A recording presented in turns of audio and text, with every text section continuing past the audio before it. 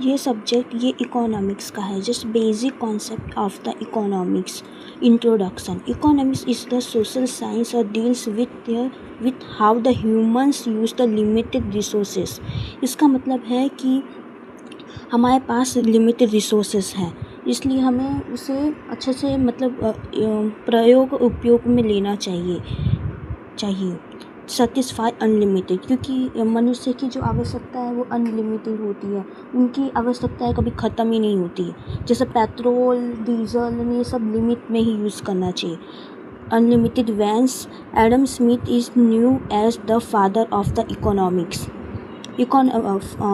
Economics में Adam Smith को father भी कहा जा सकता है।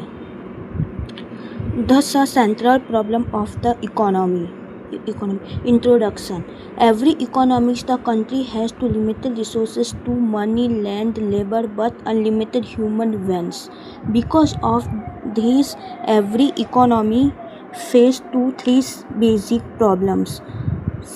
इकोनॉमिक्स में हमें 3 प्रॉब्लम से गुजरना होता है, जिसमें जैसे what do you produce, how do you produce, for whom to produce।